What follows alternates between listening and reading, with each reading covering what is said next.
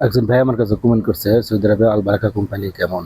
তো এই ভাইকে উদ্দেশ্য করে বলছি, আল বারাকা কোম্পানি অনেক ভালো কোম্পানি। 10 ঘন্টা ডিউটি এবং সাথে ওভার টাইম আছে।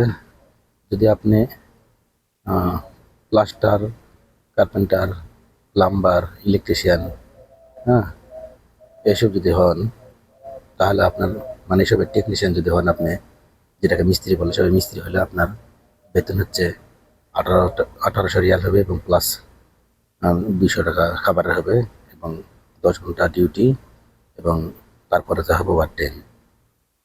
এরপরে যদি হেল্পার হন আপনারা, তাহলে হেল্পারের বেতন হবে 1600, সাথে হচ্ছে 200 খাবার এবং আপনার ডিউটি হবে 10 ঘন্টা প্লাস। বেতন সময় মতো পাওয়া যায়, বেতনের কোনো টেনশন নাই। 1 তারিখের মধ্যে বেতন পাওয়া যায় এবং এই কোম্পানি অরিজিনাল কোম্পানি। এই কোম্পানির অনেক বড় বড় প্রজেক্ট আছে, অনেক বড় বড় কাজ আছে, ঠিক আছে।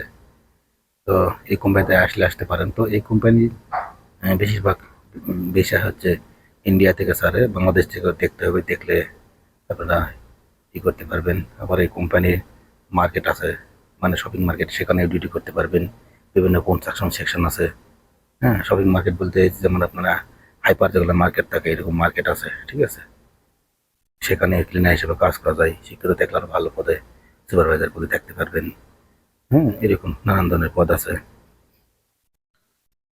তবে যেসব ভাইয়েরা আমার এই কোম্পানির কথা বলছেন যে দালাল বলছে আলবারাকা কোম্পানি, ঠিক আছে, দালাল বলছে আলবারাকা কোম্পানি ঠিকই আছে। যদি এই কোম্পানি ভিসা পান তাহলে ভালো হবে, কিন্তু এই কোম্পানির নাম করে দালালেরা এনে সাপ্লাই দিবে বা বিভিন্ন কাজে দিবে, ঠিক আছে।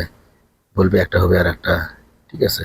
যদি এই কোম্পানির ভিসা পান লিগালি ভাবে, তো ভালো হবে। আপনি হেল্পার হলেও আপনার বেতন 1600 প্লাস 200 1800 হবে, 10 ঘন্টা ডিউটি, এরপরে যা হবে ওভার টাইম, ঠিক আছে।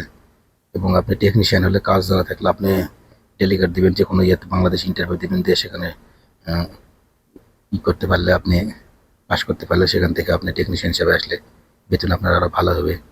তো এই হচ্ছে অবস্থা, বুঝতে আসবেন, মোটামুটি ভালো হবে, কোম্পানি ভালো আছে, ঠিক আছে।